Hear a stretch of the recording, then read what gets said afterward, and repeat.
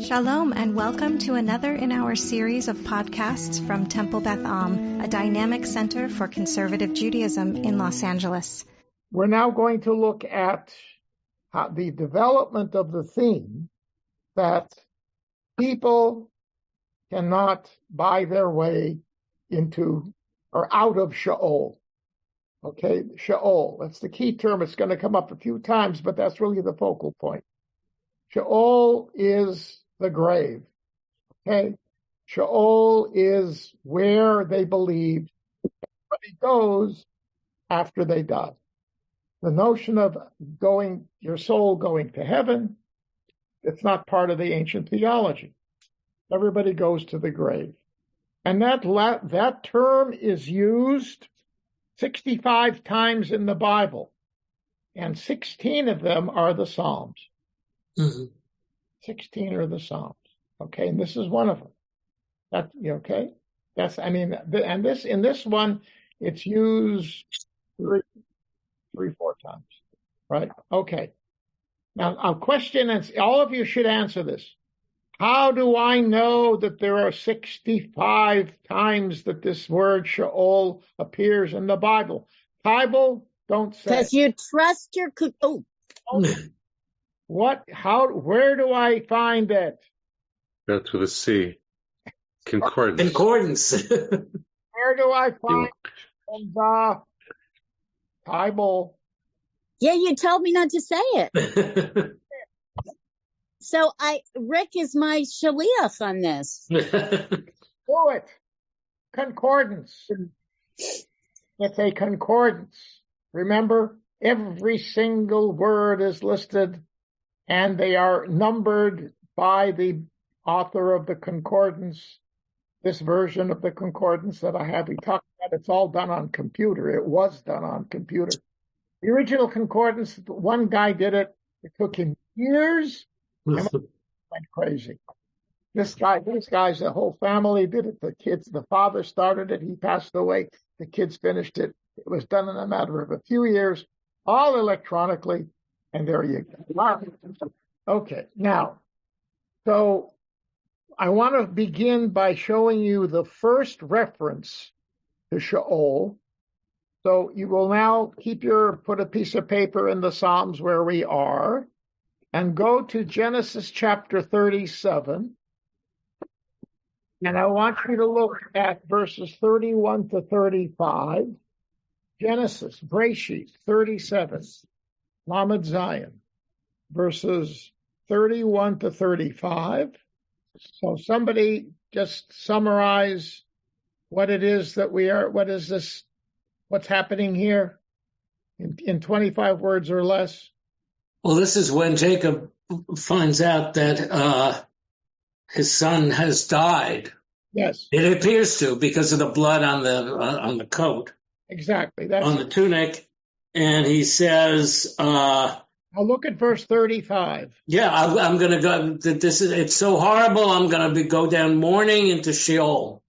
Right. That's right. I'm going to go down mourning my son into Sheol. And he could not be comforted by his children, by the remaining children. Okay? So he anticipates he's going to go. He's saying he knows he's going to Sheol eventually. But the point is he will not go happy into Sheol. He's going to go down grieving because this loss is so huge for him. Okay. Yes, Bert? Is it the body that goes down to Sheol or the soul or both? Well, the soul, it dissipates, it goes away. It's the body is down there. There's not a lot of discussion if the soul goes down there. Okay. I mean, they talk about, Job talks about this. Okay. And they talk about how miserable it is down there. But I don't necessarily think there was Samuel, Rabbi. Yeah, well, Samuel is pulled up, right? But that's by Saul, something like that. Yeah, but he's there personally, physically. That's magic, okay? And that technically, after the Torah was given, that would be forbidden. You cannot, witches, right? The infamous witch of Endor, right? Witches they're supposed to be killed because they believe in powers over which they have control. And that's totally antithetical to the fact that only God controls these things. Okay, so it's not the notion of what is the spiritual makeup of the human being, what's their physical makeup down there. Today, later on, you're going to see that the assumption is in this psalm that the body falls apart. It just it decomposes. It says so. It says so. So they knew that because they saw what happened above ground, right? They had enough experiences watching, seeing dead bodies, given plagues, given wars, whatever. And so they knew that they decomposed. But how that happens, we don't know. Yeah, so he says he says in verse 6, the cause of evil that I'm feeling that, is around me, which I don't hear, it says in verse 6. So he says, the people who rely on their riches, and who assume it's a sarcastic statement that they really think that they have some lasting power in this, that it's real, that it, praise themselves for their wealth. They think this is meaningful. All right, now it's going to continue, right? So it says, Achlo pada yifte ish v'lo yitain l'Elohim kofro, right? A person cannot redeem another person or pay his ransom to God. Okay? All right. You can't do that. You cannot redeem them from what's going to happen to them after they die. Doesn't say yet, but it's pointing, it's building up. Eventually a word will come up later, just soon, that refers to what it is. And it's not, interestingly, it's not Sheol. The reference to Sheol, it sort of builds up with this this very unclear statement where they're going, to another word, shachat, which we'll see in a minute. And then later on it says Sheol. So I find that fascinating that it's not mentioned obliquely, and then finally the real thing hits you. All right, is that artistry? Is that poetry? Could be, given the structuring here, the use of terms, the way things are laid out. I wouldn't be surprised if it was the brilliance of the author. To string you along, keep you, well, where are they going? What is this place? You don't know for sure. And finally, he lays it on you. All right, so that's what this is saying. So the point is, but look at the first word. Ach with a chet. What does it mean? What's an ach? Anybody? But, B-U-T, ach. Huh? But, B-U-T. Huh? Aleph, chaf. Yeah. No, Aleph chet is brother. Right. Yeah. So this here, it's interpreting a comrade. Siegel says comrade. The JPS says a man. It's like saying a brother cannot redeem another one. A brother meaning someone, a friend. It could be a friend, a comrade, whatever. So person X cannot redeem person Y. Okay? That's what these seems to say. But I do not think that a person that could mean that. I would say it means surely or alas. In other words, it's like Aleph Chaf Sofit. Aleph Chaf, okay, Aleph Chaf is the normal way you say that, or you'd spell it. But there are times when the chet takes that place. And if you look in the dictionary in particular, it will note the fact that that's the case. If you look in the concordance, ach is something, he says in Hebrew, oi. It means, ach means oi. Okay. But in this so you could say oi. Okay. I don't think it means a person. I think it means the same as aleph chaf. And the dictionary says it means surely. So I think it's saying the same point, but it's just saying it differently. Surely, indeed, one cannot redeem a person, right? One cannot redeem a person from what awaits them because you can't pay his ransom to God. You cannot pay his ransom to God. It's impossible for you to do that. Okay? So then he says, basically what you have here is the two sides, the two sides of the two pieces of the verse. The first one is like an apodictic statement. This is the fact. This is the reality. You cannot redeem another person. Why? Second part, because you cannot pay God. You can't buy out God. Doesn't work. God doesn't work that way. So he slams the door. Okay? He slams the door on it. Got it? That's what's going on here. And that it's a categorical statement at the end. You just can't do that. Can't buy God. Can't buy him off. What he has in store for you after you die, that's the way it is. Doesn't say yet what it is, right? But that whatever it is, that's the way it is. Okay, Tybal. But also, I mean, I thought we were talking about death, and it seems to me you can't redeem yourself either. Yes, of course. You could Okay, I'm just making sure. You could take it either a person cannot redeem themselves. All it says is one cannot redeem a person. Doesn't say who the redeemer is, whether it's you to yourself, or in other words, you couldn't pay off God, or somebody else couldn't pay off God. It's not clear. Okay? And that's right, yes. All right. Why? Verse 9. V'yekar pidyon nafsham v'chadal la'olam. Okay? What does that mean? The redemption of their being, of their soul, but here, but nefesh does not mean a spiritual thing. Nefesh here means, we'll talk about it in a moment, your being alive, the life force that animates your body. It's not a soul, a spiritual entity with special powers, right?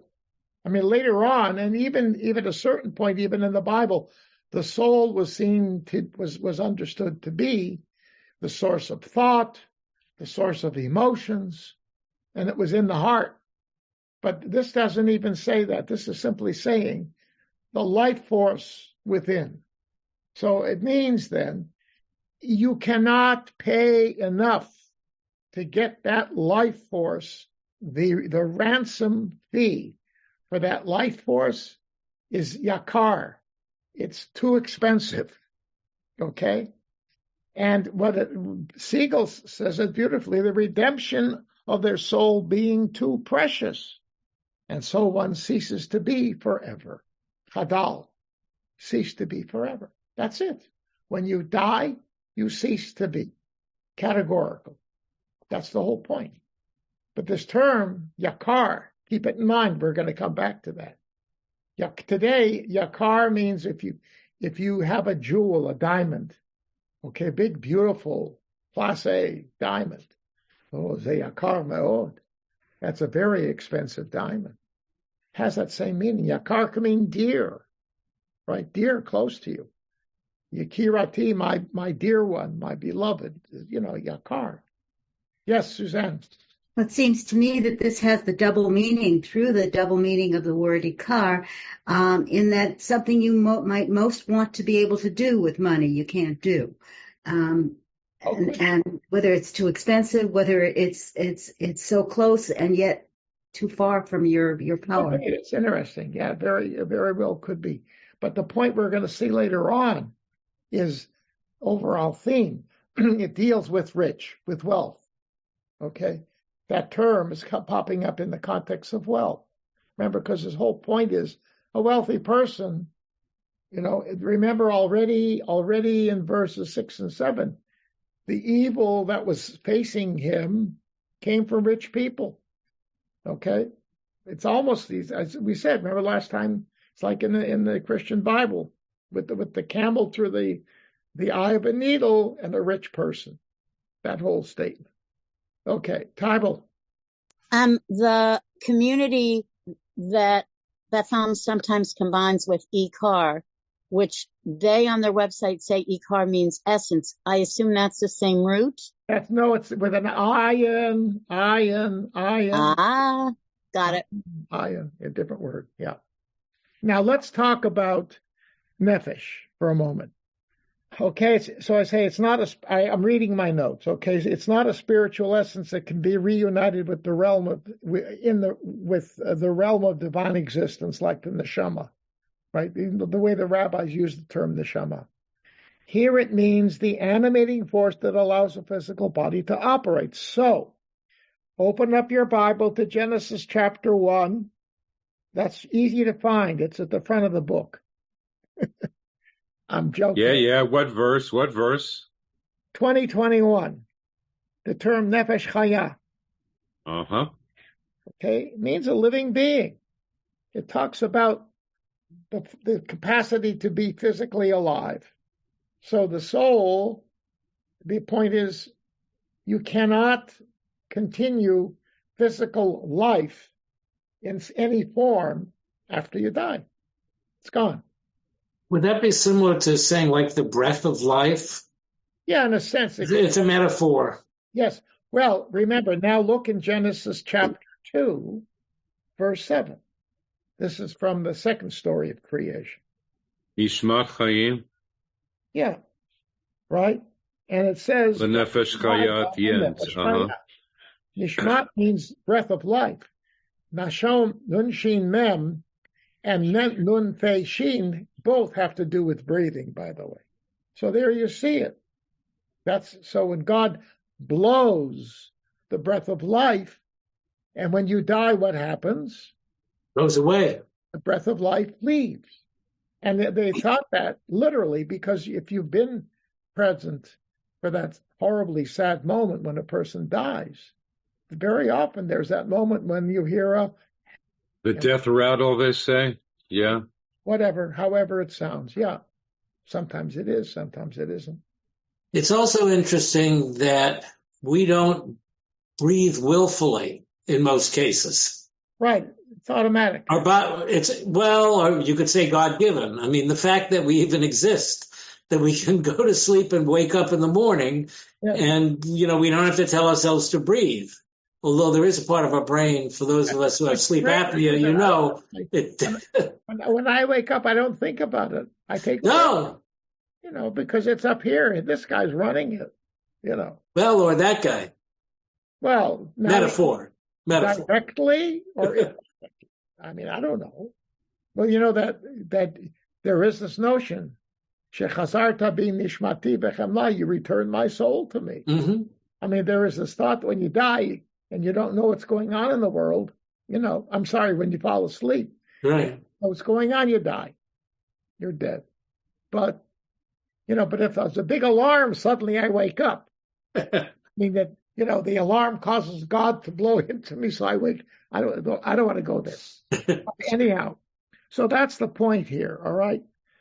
So nasham, like neshama, also comes from the word breath, and that's just another word. Okay. All right. So this explains basically why you can't buy God. All right.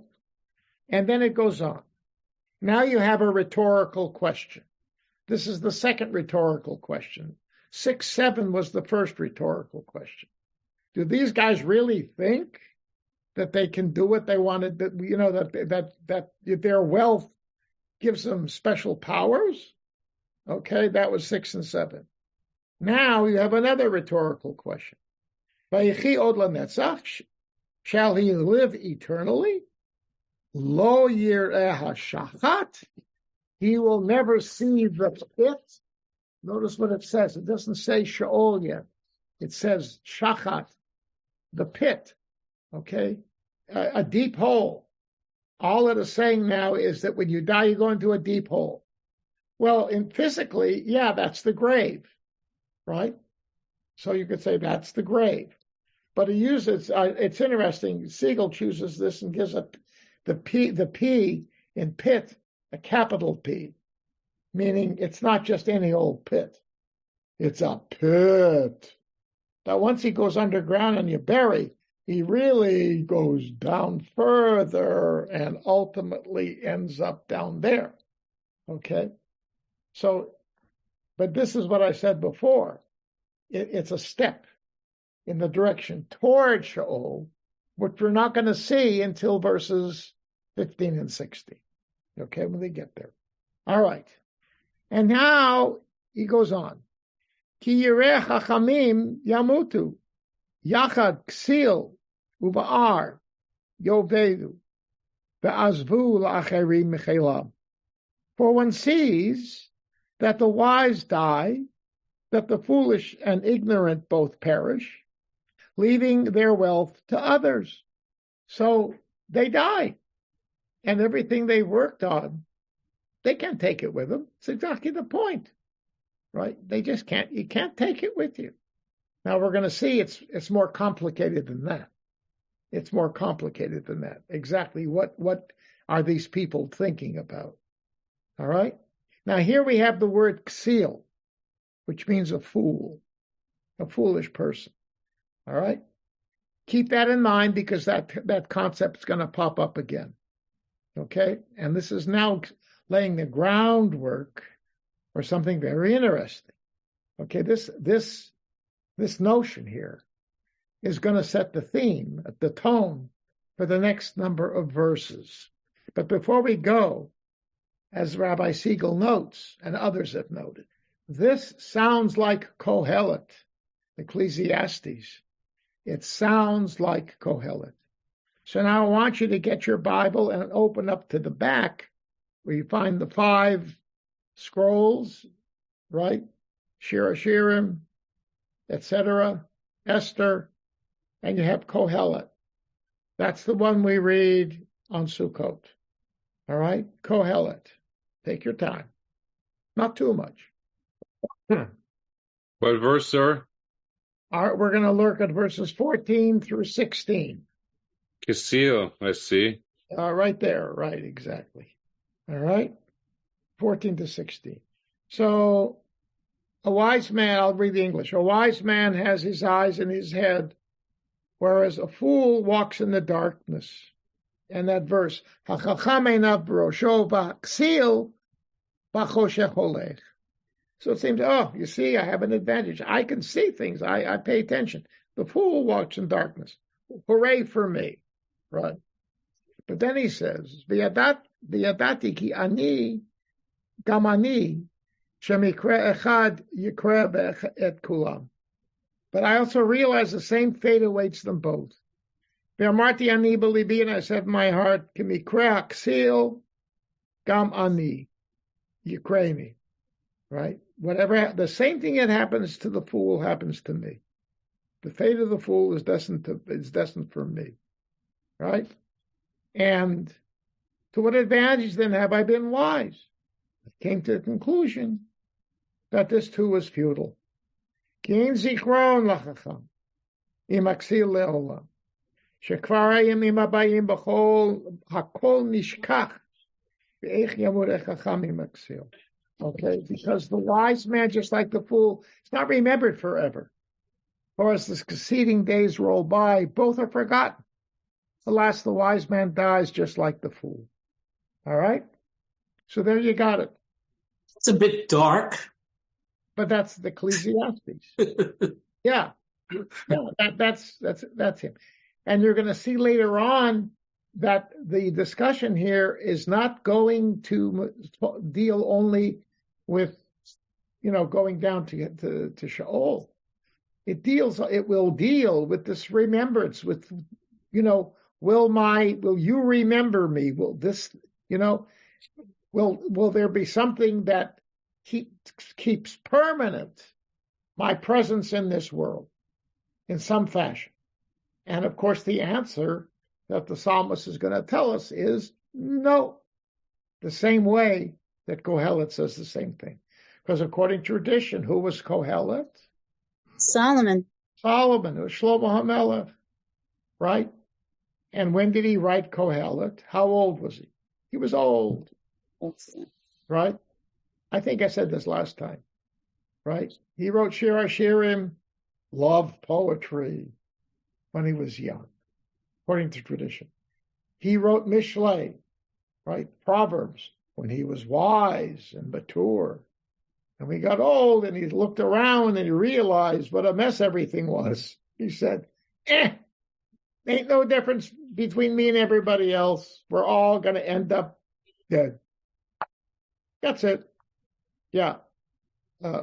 So how does this end up being, this may be a bad aside here, but how does this end up being our sacred literature when it's so dark and you read this and you say, well, so what? So why be good? Why, it doesn't make any difference. We all die anyway, which sounds just so unquote religious or un-Jewish or. Exactly. And the fact is, the ultimate, the decision, what books to keep in the Bible wasn't made till the time either of the late Pharisees or the early rabbis. Okay? Yes. I mean, Rabbi Akiva was the one, according to tradition, who ensured that Shir HaShirim would go in. Because that's all sex. I mean, everybody who knows it understands that a lot of the metaphors there are dealing with the sex act. The garden, the locked garden, the chastity belt. Okay? But it says explicitly, your neck is like this, your breast is like that, your belly is like this, your legs. I mean, there's vivid descriptions of the man is saying about the beautiful woman's body. It's like he's, showing it on.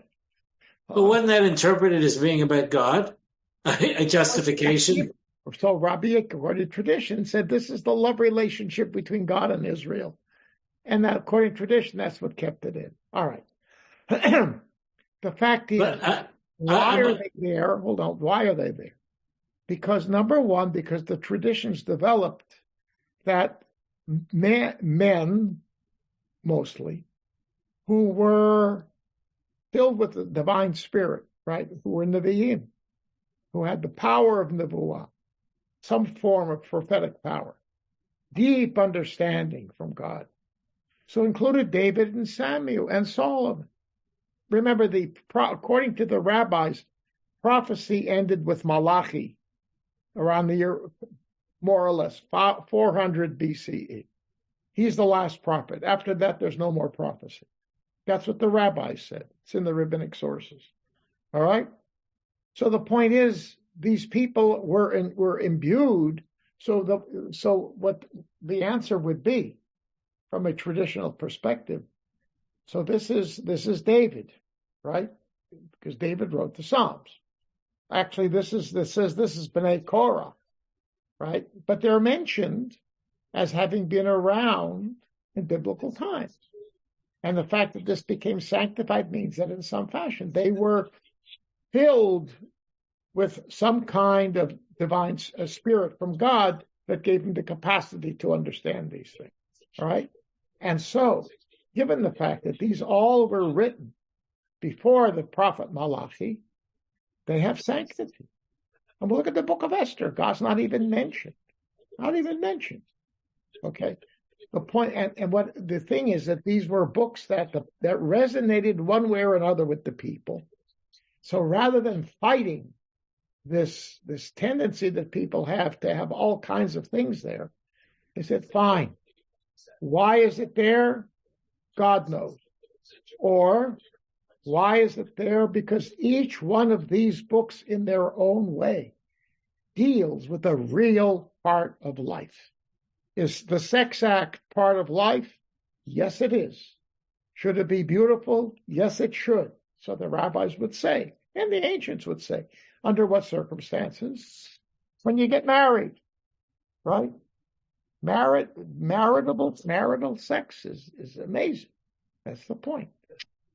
Do we find moments of frustration where things make us wonder, is there any meaning to life? Kohelet says that, right? Because sometimes I feel like I'm doing something, right? And in fact, there's a story, the true story. A young man went to visit one of the Hasidic rabbis in Mea Shearim, well-known guy who the door was open all the time. People from all walks of life would come in and ask him questions and talk. He was known as a very open and wonderful person, a real tzaddik. So this young man comes in and he looks around and he says, Rabbi, I'm looking at all these books that you've read and you know and you understand. He says, you must have answers for everything. And he says, you know what? The more I read, the more questions I have. And apparently this actually happened. That rabbi was so totally honest, right? Because life is so totally complicated. It's filled constantly with contradictions. And so by having all these books in, they say, yes, indeed, this is reality. But there's enough response in all these things, but you still have to have faith, right? And you don't understand everything in the world, right? And this, in a sense, it falls into that category. So I think that's the answer. I'm thinking historically, that's what happened, and it makes perfectly good sense. Why is there contradictory creation accounts? There's no question if you read it with an open mind. They're totally contradictory. God created. That's basically all they have in common. In one, God does everything perfect. In the second one, he makes a couple of mistakes. Right? In one, the man and the women are created together. In the other, the woman doesn't come around until the second chance. Right? First, that was one of God's second mistake, was he created the animals instead of a woman. Finally, God realized the way now I know how to do this. Except he takes it out of Adam. Okay. But the point is, everybody knew, anybody who told those stories, and they were brought together, understood that they're differences. So they're seen as complementary. That's the ultimate answer. And the point is, reality is that both phenomena exist in the world, right? God can be the God of Genesis 1. What does God say at the end of Genesis 1? What does he tell the man and the woman? The man and the woman, not just the man. What does he say to the pair? What does he say? Doesn't he say, be fruitful and multiply? And rule. Oh. And the being fruitful and multiply is so they can rule, because the animals will outnumber them. Remember, most of these people were shepherds. There's one shepherd, a couple of sheepdogs, right? And everything else is sheep, right? Okay. So the point is that, but what does God say? You rule. What about God? So he's saying he is the general. We're the lieutenants. Okay, guys, you rule.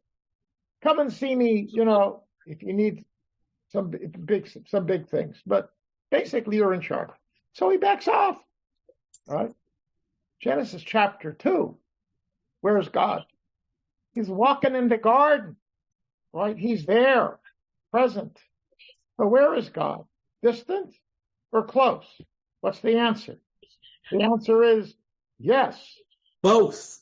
And. Yes. And by having the two stories, she said, but that's a contradiction. Yes, it is. Because you think you understand God. No.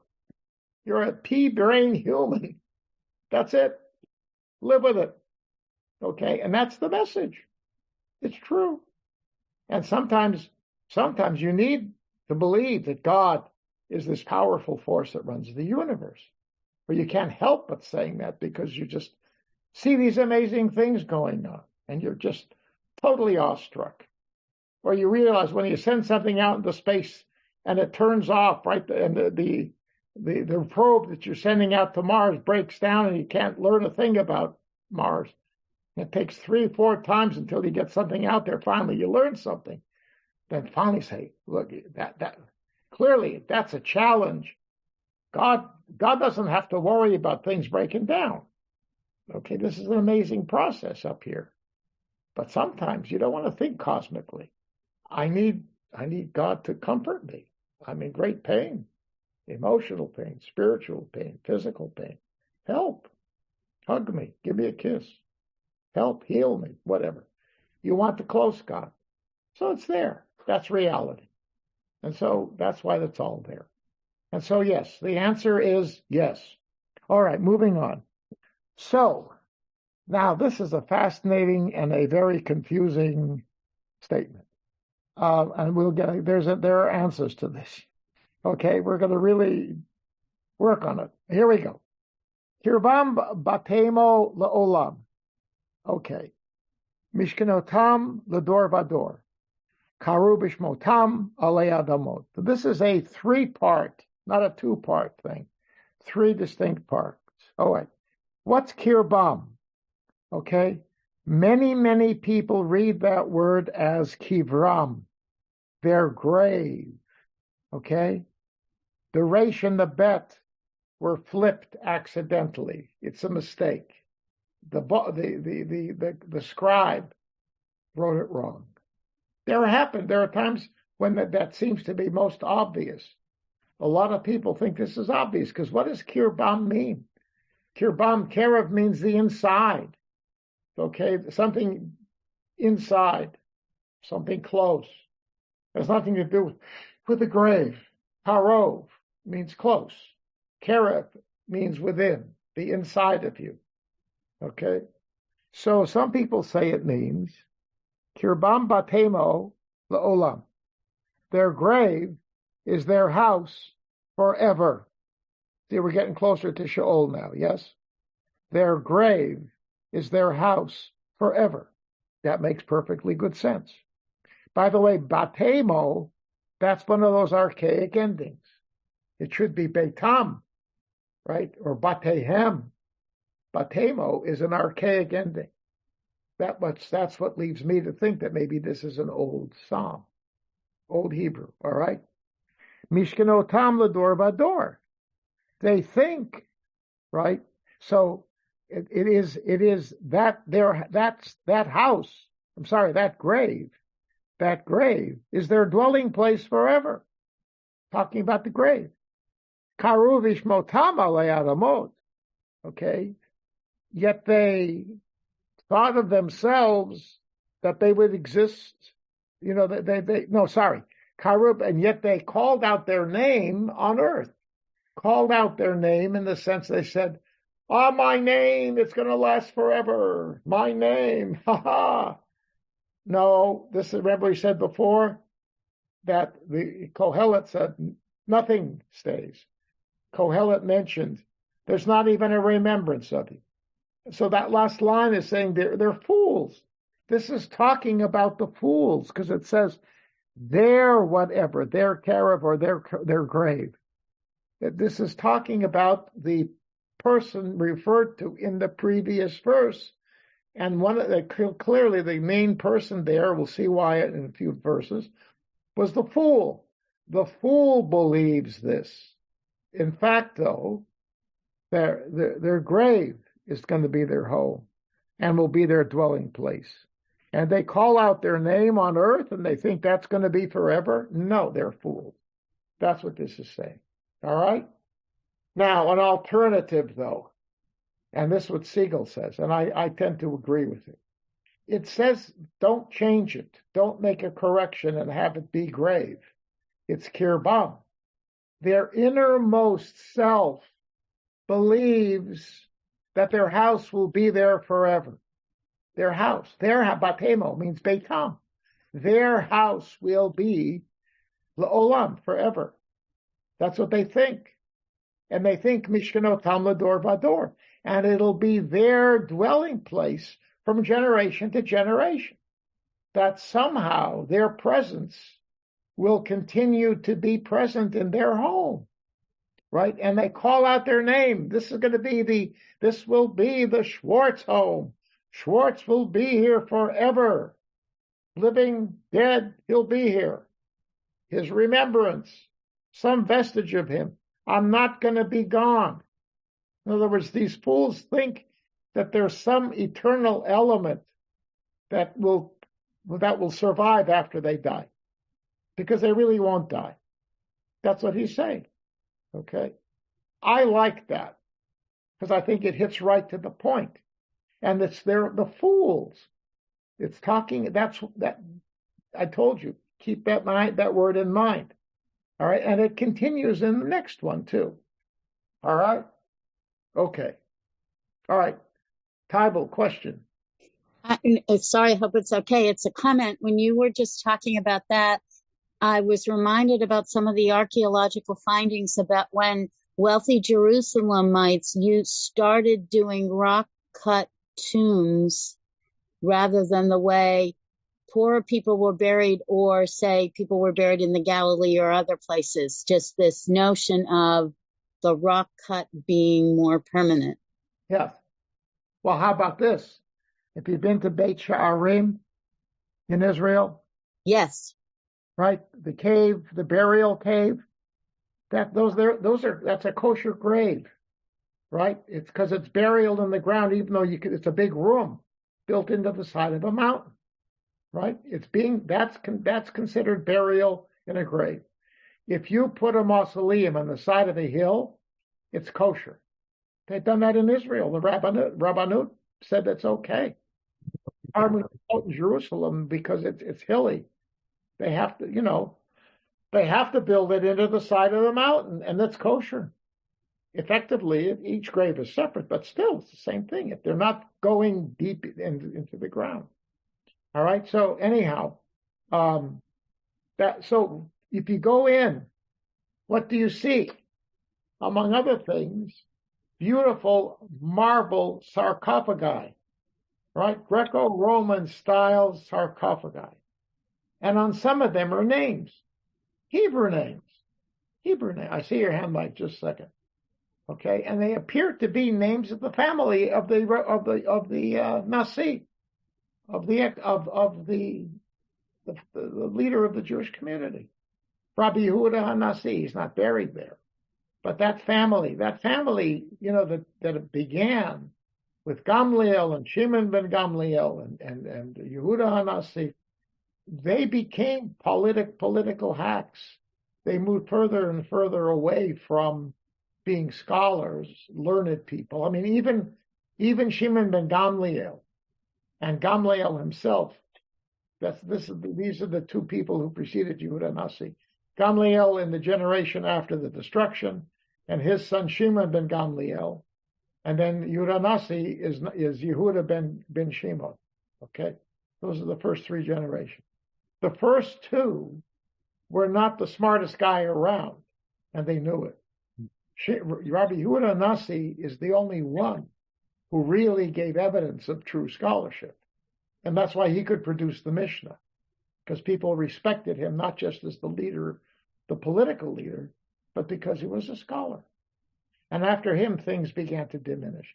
So this is from some of the later generations when they were political people. But there, in those sarcophagi were their remains. They're gone now. I mean, either somebody took them out, centuries ago, or they just became dust. Nobody knows. But they were buried in these. If you want to talk about a physical presence, you could go into the cave and see them, in these beautiful, magnificent not tombs, but sarcophagi. I mean, today we encourage people, use a plain pine box, right? Why do you want to be buried in a very expensive, so people could see you in this very expensive box for an hour before you go down, right? It's just the opposite that we push for. But there they were. Okay, Mike. Yes, it seems to me that in some Siddur that we've used in the past, this paragraph 12, is it 12? Yeah, was translated something like the foolish name their estates after themselves, put their name on their house, That's the last. thinking that they, Yeah. That's it. Yeah, remember I said this is the Schwartz place. right. Yes, that's what the last part means. Yeah, exactly. Right. Good. Okay. So this there's a term that both Rabbi Siegel and I learned from come on, Rabbi Professor Robert Gordis, who was a wonderful Bible scholar and also at the same time a congregational rabbi in Far Rockaway, New York. And of course, David Gordis, Danny Gordis. David is his son. Danny is his grandson by another son. The name is, there are 3 generations there of Gordises who have a reputation, very good reputation surrounding them. Anyhow, so he told us that he taught us Bible. We studied with him the Chamesh Megillot, the 5 scrolls. And he told us about this. I learned this term, difficilior lectio, the difficult reading, the more difficult reading. And sometimes he says, sometimes that is the original one. And the reason why you can assume that is because the one just fits in too simply. It works too smoothly. The original one could be the right one. And our job is to figure out what that actually means. So that's what's going on here in a sense. And I think I didn't ask Benji whether that's in fact the case. He doesn't mention that, but I think that's what's in his head. And I appreciate that. Okay. Anyway, what I found interesting here is that Adin Steinsaltz, in his comment, the great Adin Steinsaltz, you've heard of Adin Steinsaltz? Okay, his Talmud was a bestseller. I mean, it's the original Babylonian Talmud, but, it was translated into English. You'd go, Sephariah. Open up Sephariah. You will find the Talmud. And the translation is the English version of the Hebrew commentary that Steinsaltz, may he rest in peace, developed. Okay. Steinsaltz is an interesting guy. He was raised in Israel, Shomer Hatzair. Communist, socialist, extreme left wing, pagans, atheists, and ended up being a Chabad rabbi who didn't identify himself so much as that, but he was a Lubavitch. Brilliant, amazing Talmud scholar, pious, super pious Jew. He went like this. My professor at UCLA, Amos Funkenstein, may he rest in peace, went in the opposite direction. His father was an Orthodox rabbi, not a Chassid.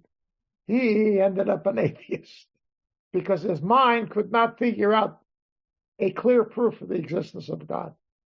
And he was totally in his mind. Man was brilliant. He was a genius. Literally a genius. But they knew each other. They knew each other. And their paths crossed like that. Fascinating. And they respected each other because they both had brilliant minds. Anyway, so Steinsaltz says something, almost the same thing that Benji Siegel says. I got to ask him, did he read Steinsaltz here? If he did, he would have mentioned it, but I don't think he was. All right, anyhow. All right, moving on. Now, a very, very important verse, 13. All right, Adam bikar bal yalin, nimshal kabehemot nidmu. Benji Siegel, I like what it means. A man does not go down with precious things. He is like the beasts that perish. Remember I told you about Yakar above, right? That precious, that your body, the redeeming your body, redeeming yourself from Sheol, it's too precious, it's too expensive, too costly. Same thing here. A man does not go down. Not go down means die. Go down to the grave. Yalin. Yalin means to go to sleep at night. And he's right. It's a metaphor for dying. What we said before, right, when we were chatting at the beginning. You go to sleep at night, you think you die. That whole notion. All right, that's what it's called. That's what it is. You don't, with precious things that happens. I mean, you can't bring all the precious things down with you to Sheol. You can't. Okay. Now, again, Sheol is not mentioned, but we already had the word shachat, grave. We know this is where it's heading. So you can't bring these things down with you. Why? He's like the beasts that perish. When you die, a wealthy person who has precious things surrounds himself with precious things.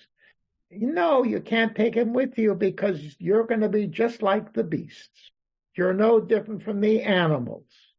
They have a nefesh in them, a nefesh chaya. You have a nefesh chaya. Their nefesh chaya goes away. Your nefesh chaya is going to go away. At least they die. You can see them lying dead on top. You die, at least when you die, you're going to go down. Okay, you don't have to. Everybody doesn't have to see you naked and falling apart on earth on top. All right, so that's what it means. And I think the point is, why is that here? Where do you put your precious things? In your house. This is a continuation. It's the fool about whom we read in verse 11. Again, the same thing here. The wealthy fool is the guy who thinks he can take all these wonderful things from his house down with him. He can name the house, it'll stay forever, and the stuff inside, you can put it in his grave. Think about it. The fact is, people were buried with precious things, weren't they? The pagans did that, right? So this is, in a sense, it's very interesting. He says, no, they got it wrong. You can't go down there and have a feast. The Egyptians used to send food down when they buried, right? Because God needed to be sustained. And they all kind of jewelry and all kinds of stuff went down. Big whoopee. This is saying, no, doesn't work. Okay. All right. First, Rick, then Tybal. Hi. So, I see that there's a parallel to the end, the same three words at the very end. Right? Yes. Well, but there is velo yavin instead of velo yalin. I'm not going to explain that now. You're getting ahead, but I will come to the right. No, the last line almost repeats this. The very last line of the psalm. Yeah. By design. Yes. By design. Okay. By design. I'll stop there then. I just had to ask. No, I'm glad. No. I don't mind. I'm just saying I will discuss that at greater length later. Okay. All right, Tybal. The thing about, whoops, I keep hitting the wrong button. The thing about when you just said buried with things, wasn't that whole Egyptian thing, not just even with objects, but with food, like somehow. I said that. Yes. Oh, sorry. I don't know. I must have missed it, but it also reminded me of some American excesses where celebrities get buried in their rare cars, their vintage automobiles. I mean, celebrities who in theory are Christian, but that's more, I think, a thumbing nose at people like, look what I got and I'm taking it with me. That's right.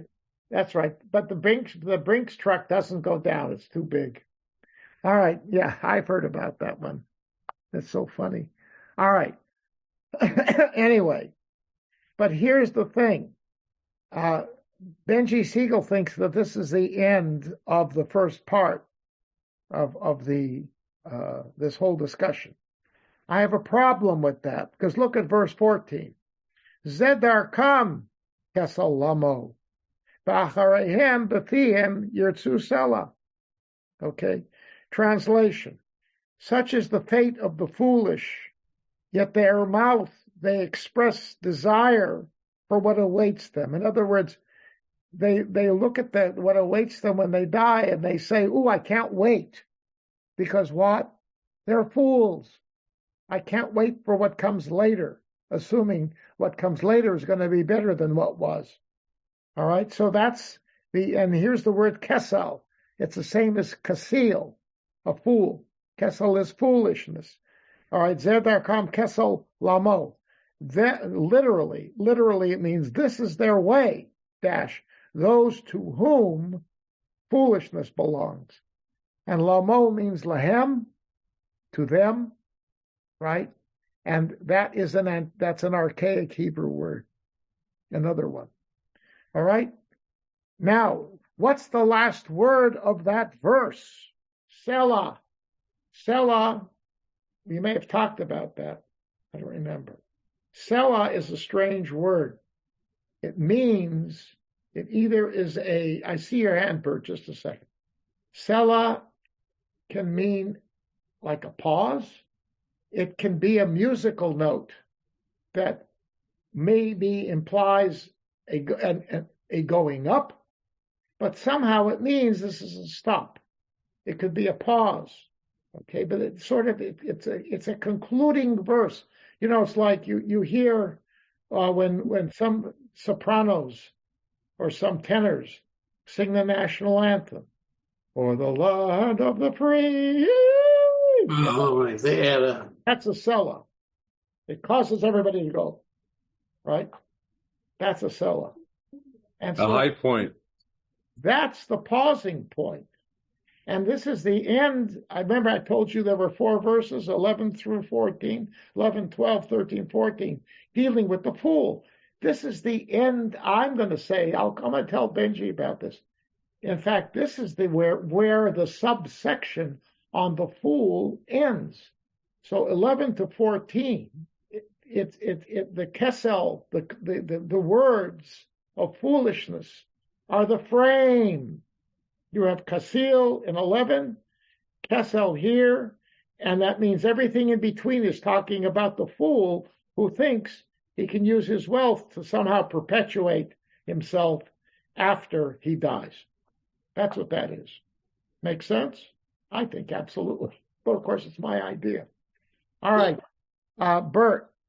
I was just gonna say that the translation, the JPS translation here, doesn't have fool. It says who are self-confident. I don't understand that. It is wrong. I don't get it. Okay.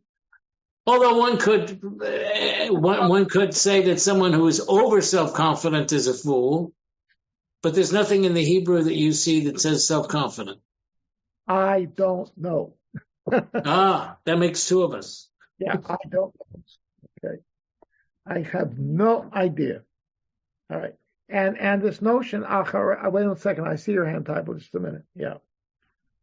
Yeah. And you know, that last line, B'fihem Yirtzu, Selah.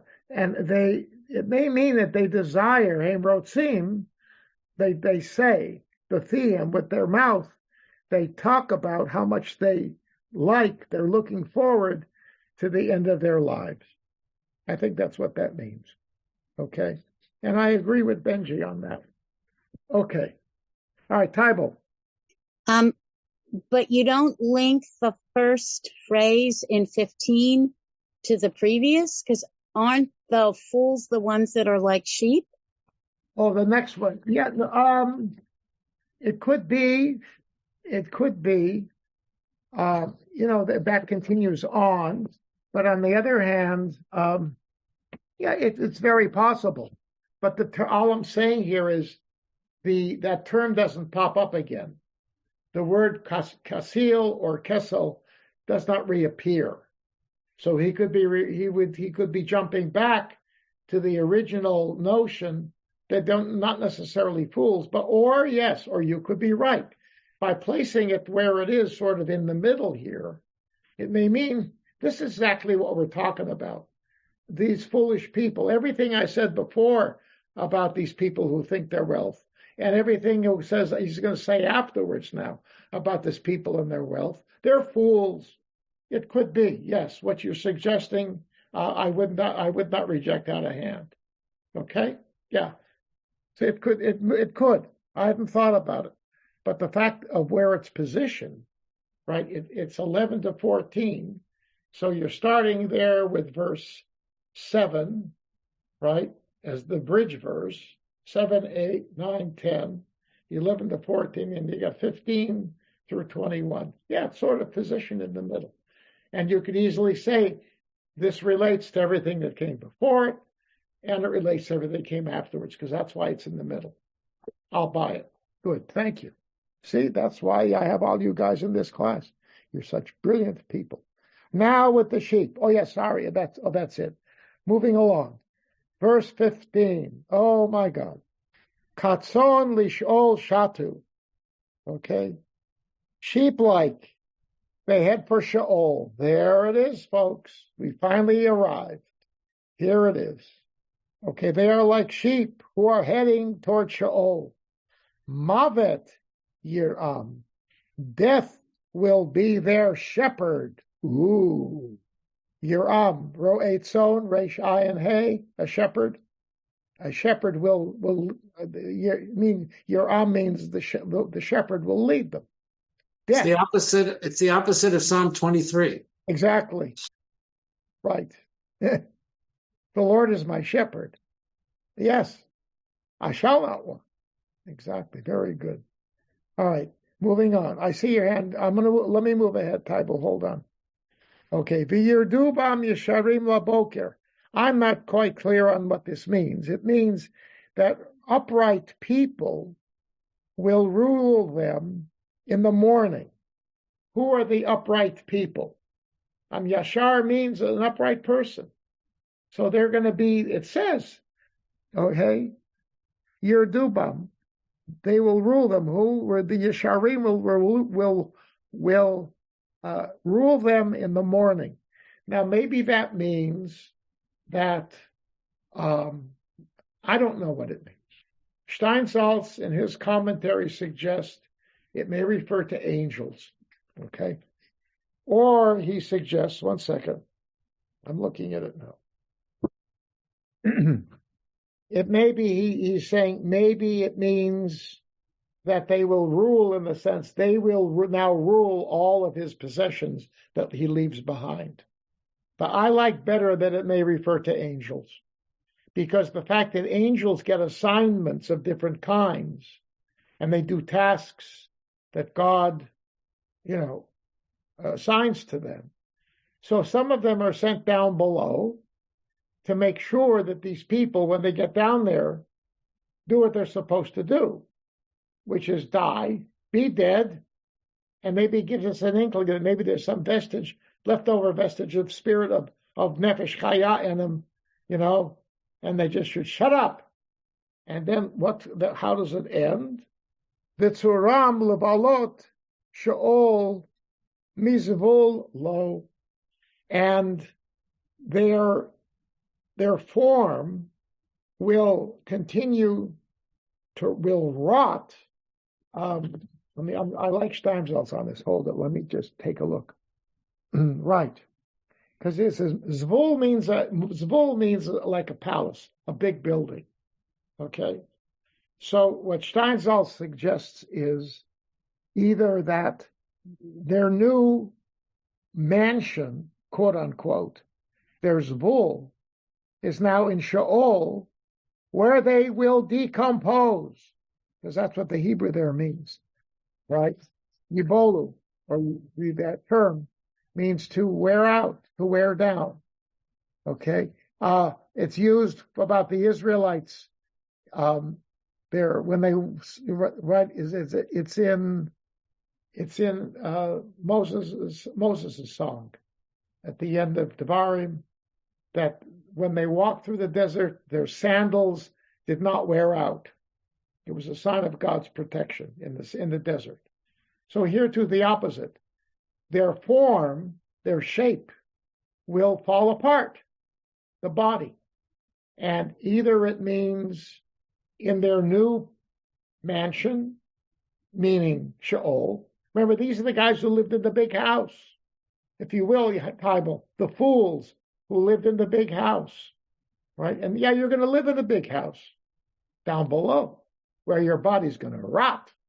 Not that your name will be known forever.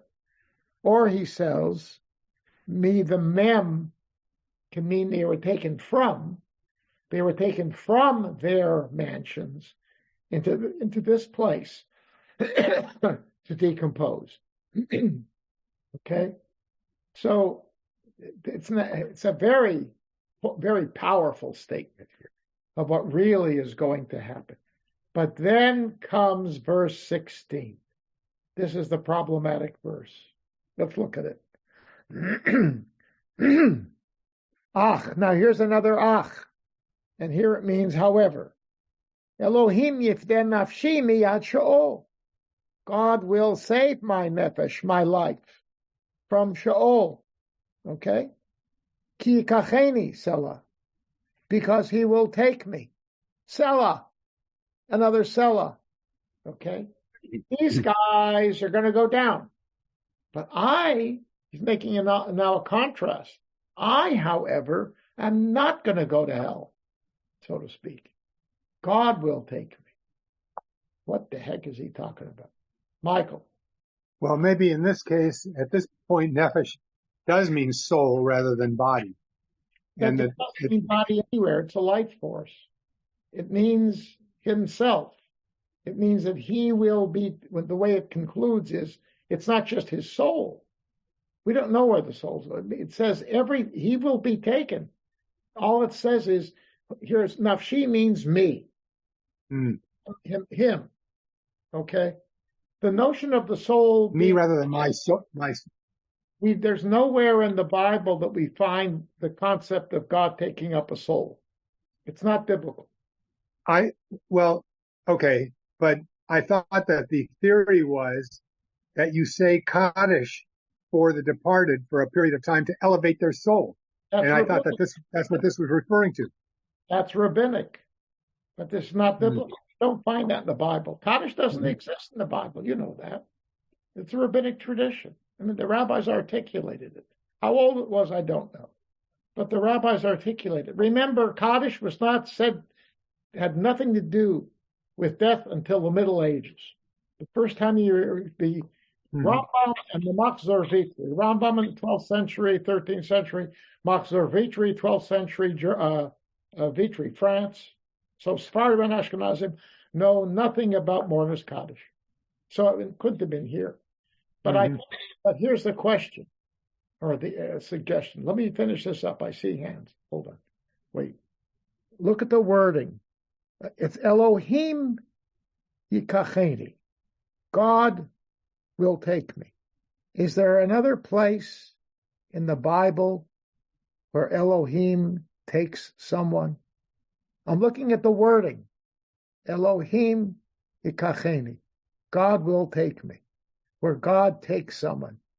All right, Rick, I see Tybal maybe wants to answer that. I'm going to take her. Tybal. Is it Enoch? Yes, good. Oh, you got it. Turn to Genesis chapter 5. My goodness, Tybal, you get 2 gold stars tonight. Good, because I've pierced ears, one in each ear, and I need, only one. I couldn't wear it nicely. What's the verse in chapter 5? 24. Elohim takes him. It's the only place. Now, we know Elijah the prophet was taken up, but it does. First of all, it's Adonai in that story. And secondly, actually, he took an Uber up. God did not personally take him. Maybe it was a lift. A lift, of course, up. Got it. No, I mean, this flaming chariot came down. God was not driving it and took him up. He got a transport. That's not what this is saying. This is like Enoch, like Hanoch. Hanoch will take me up. Like that, God will take me up. God will take me. Okay? Now, because of this, Hanoch became morphed into the leading angel in heaven, Metatron. That's in the ancient mystical sources of Judaism. Hanoch became the senior angel in heaven. Okay. All right. So I think that may be what that means. My point, the reason why this conclusion, I haven't seen anybody who actually, Benji does allude to that. He does. He mentions that, and he mentions Elijah the prophet. But I would agree with that the Elijah the prophet is a little bit off base But the reference to Hanoch is spot on. And that means that this is a concept used rarely, 3 times if you want to include Eliyahu. But I don't think that's what this is based on. I think this is based on the story, on this, what happened to Hanoch. And that's this notion that God, 3 times only, physically took a body, and that's why, Mike, that's what we're talking about here. He physically took the body with the soul in it up to heaven. Now, it's not a fundamental principle yet, but those are the only times. And they didn't die. In each case, they were alive. That's the point. They don't die. Okay. Rick. Hi. I wanted to bring us back to verse 8 there, where you were playing with ach, brother with a chet, or ach with a final chaf. So there, it's ach lo fado yifda ish. You can't redeem a man, or the evil people aren't redeeming each other, however you want to translate that. But here, ach Elohim yifda nafshi, and I think it's a positive kind of statement here that God does take our soul up, and that's the way I'd like to read that. Only me. Yeah, sure. Not me. me, myself, my soul. Right. It says it in Art Scroll. Oh, redeem my soul. No, it's he. It's like Enoch, like Hanoch. The whole package goes up alive. That's what this is talking about. He doesn't go down, right? God will redeem me from Sheol and take me right. up. It's went down and he took him out from there. He never went down. He redeemed him. If you redeem someone, the whole point was, the whole discussion here is that the rich person can somehow buy off God and not have to go down. He did not even have to buy. He didn't have to do anything. God picked him up, took him up. That's the point. Never went down. If you go down, you don't come up. It's either or. That's the whole concept here. All right, Tybal. But thank you. The ox. No, you're right. You're absolutely. I didn't even think of that. The echo here is with pedut. It's with redemption. They think this. They're wrong. I know that I'm going up. Now I see time. Okay. The point is, who does he think he is? Right? I don't know. That's the one thing we don't know. He has not said anything about himself, other than the fact he wasn't afraid. Now you know why he wasn't afraid in verse 6 of the bad times that he faced. He wasn't afraid because he was sure that God was going to take him up. This is a response to verse 6 also. Yeah. I like it a lot. Yeah. That's what it is. See that? So, I mean, my thought on that simply was that this is a guy who was not rich. He didn't operate with the same set of values as these people. Remember, he associates wealth with evil. He was a decent person. He says, I don't go around doing that. I don't yell and say, I'll be here all the time. This house is mine. It's my future. My presence will always be here. And I don't bring evil into the world the way those guys do. All right? So I can rest assured that I will not, maybe he really believes that he's going to be taken up. He doesn't say I'm the only one. He says, speaking for myself. He goes back to his very personal self and says, I'm not that. I guess I believe I'll be taken up. Now you may say that's a little bit of hubris on his part, which is really not consistent with a humble person. All right? Could be. I don't know. But you see that it sticks out like a sore thumb here. So there are, and as Benji mentioned, there are dozens of explanations. But some even say that he was the bad guy who's mentioned up above. He was the fool but he changed his ways. Well, how do we know that? Doesn't say that. The implication here is the fool can't change his ways. He doesn't want it because he believes it. He's the cat's meow. Bible. So, and it's even stronger if one looks at his patronymic, because he's Enoch Chanoch ben Yered, the son of the one who goes down, then is the one who goes up. That's interesting. And because we don't know much about him. We just know how long he lived and blah, blah, this. And anyway, and if I can sneak the other thing in, when the one verse made me think of 30, and I think it's actually 6, not 5 when I looked, the joy comes in the morning. In verse 4, it talks about Shaul. So there it's down in the pit and Shaul in the end of life, and 2 verses later, it's joy comes in the morning. Very interesting. Okay. All right. Moving on. Al Tirah, now he's saying, sharing more wisdom. Al Tirah, do not fear. Ki yashir ish, if a guy gets rich, ki yirbeh kvod beito, that he fills his, do not fear when a person becomes rich, when his household goods increase, when his kvod, the honor of it's kvod, I would say here, not honor, but the heaviness, kaved, it's heavy, right? His house becomes heavy with goods, all right? Don't be afraid. Why? Ki lo b'moto yikach hakol. For when he dies, you're not going to take any of it along.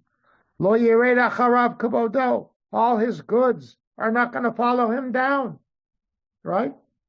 It's sort of repetitive, but he's saying it here very clearly. This is the conclusion, the ultimate message that came out of all of his discussion about the fool and about rich people, what they believe, and so forth and so on. He says, in summary statement here, this is what, don't be, so you see if a guy got rich, don't let it bother you. He ain't taking it with him. Plain and simple. Now, he's getting a get more poetic. 19 and 20. Another dyad. Ki nafsho b'chayav yibarech, yodocha ki tetiv lach. Right. Though he praises his soul in his lifetime, right, he praises his soul, praises himself, right? Nafsho meaning himself. He praises himself, he blesses himself, praises himself when he's alive. Then this is what he says to himself. He is mavarech himself. He praises himself while he's living, and this is what he said. For you are acknowledged when you do well for yourself. The yoducha, they praise you. Ki tetiv lach, when it's good, when things are good for you, right? He says, you see, I got a lot of stuff. They praise me. That's wonderful. That's the type of guy this is. All right? Why? Because tavo ador abotav. Okay? His nefesh, okay, must join the generation of his ancestors. Now you see that nefesh means that whatever it is going down. But I think nefesh again could also mean himself. But the point here is it's going down. I see your hand. Just a second, Mike. Okay. Because he is going to go down where his parents are. What is that? Ad netzach lo yiru or. Forever they will never see light. In other words, he's going down. His essence is going down into a dark place where his body will decompose. Like his parents. No different. That's the end. All right. Mike. To quote Tevye, when you're rich, they think you really know. Yeah, exactly. Right. Good. Yes. Now, final statement. Adam bikarba lo yavin nimshal kebehemot nidmu. All right. Instead of lo yalin, right? He doesn't go down with all this stuff, right? It means Adam Bikar, a person is loaded, the lo yavin, and he doesn't understand because he's a fool. Tybal, he's a fool. He doesn't say it, but you can see this is a rich man. Mike, you just said, people think he knows a lot. What he is saying is, no, he's a dumb fool. Okay, this rich guy, right? He doesn't understand. What doesn't he understand? Nimshal kavehimot nidmu. He's like the animals. They die. They fall apart. That's the end. Period. Same with him. He made his point. This is said in the house of mourning, right, during Shiva. Why? I think I briefly mentioned this at the beginning. Is this an upbeat? Is this a psalm that comforts you? I don't think it comforts. Verse 16 does, but that's all. Yeah, but it's not going to happen to you. God's not going to take you up like that. Not like Hano, right? Not like Hano. You could argue that. But now that you understand, though, that yikach, it's the same verb, it's the exact same verb that when he took him up, that's him and Eliyahu, and not necessarily you. Okay, you're more like what happened. What the last verse says. You're going to do what your fathers did. You're going to end up the same place. Now, if they were righteous people, means your neshama will go up. That's good. Okay. But that's not what this is saying. Okay. All right, Bert. I think it says in Pirkei Avot or somewhere else in the Talmud, you shouldn't try and comfort someone when they're standing over the grave. And this is not said over the grave, though. This is when you get home for the Shiva. Okay. But I'm just talking about when you recognize that somebody needs a space in which to mourn. And so the only reason I can figure for including this in a house of mourning is it does relate to the sorrow that people feel. And it doesn't say, no, it really was nothing. Everything's going to be okay. Right. It really says, I understand. It really is horrible. Yes. And so from there, which I think part of what came out of all of these Psalms that you've been teaching is they're human. They're very, very human. We're not quite sure who wrote the Torah. I mean, some people are, some people aren't. Exactly who. We pretty much know that the Psalms were written by men. Yeah. And they were not written to be religion. They were written to express the kind of feelings that we all have. So from that standpoint, it makes sense to me this would be used in a house of mourning. But it certainly is not it's not uplifting. That's right. I don't think it is. It's not comforting, but No, but I don't think that's the intention. Right. Okay. Mike. Sometimes people need just to be heard. You know what? It is terrible. Yeah. Mike. Yeah. I think that implicit in this is that, it's saying the rich and the poor alike are going to die. It's the way of the world, and don't be angry at God because of it. Yeah. I think you're both right.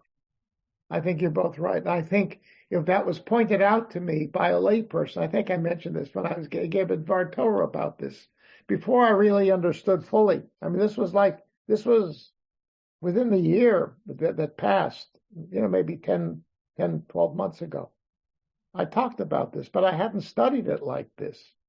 And I think that that's the point. In other words, what this person mentioned was, we are at a home, we are all together, it's warm, it's comforting, right? The people are surrounded by love. And this is said to remind them exactly what both of you said, that somebody died. They were buried in the ground. They're not coming back physically. Physically, you will not see them again. You've got to accept that. And we're here to help you accept that. Okay? In other words, our comforting. We're here to comfort you, yes. And we want to make your pain go away or help you reduce it. Yes. But don't forget, don't assume that every life is hunky-dory. There's a hole in your life right now. A loved one is gone. And accept it. And we grieve with you on that. And you're going to feel grief, and don't expect it to go away right away. All right? It's sort of, it's a mixture. It brings reality into what can be a very warm, I won't say seductive, but a very nice place to be. All my friends are here. We break bread together, whatever. This is nice. It's nice, but don't diminish the loss. Yeah. All right, on that happy note, Yeshikoyach to everybody. Thank you, Rabbi. You are the purpose. No, you are the results of this. I have learned a huge amount by your questions, by our discussion, by the reading that I did, the thinking. But the fact is that you pushed me. I felt that I had to keep this at a very high level because that's what you guys needed and deserved. And I'm very grateful for the fact that you got it. I mean, I'm not saying that everything, all the interpretations that we shared are the interpretations. As you see, some of these things are very obscure and it's difficult to know for sure. And if you come up, and you guys have suggested to me in the process a number of things that I didn't notice, and I thank you for that. And I hope that I opened your eyes to some stuff that you never noticed. That's good. You have been listening to another in our series of podcasts from Temple Beth Am, a dynamic center for conservative Judaism in Los Angeles. If you enjoy these podcasts, we invite you to write a review on the Apple Podcast site or wherever you get your podcasts. For more information about Temple Beth Am Los Angeles, go to tbala.org.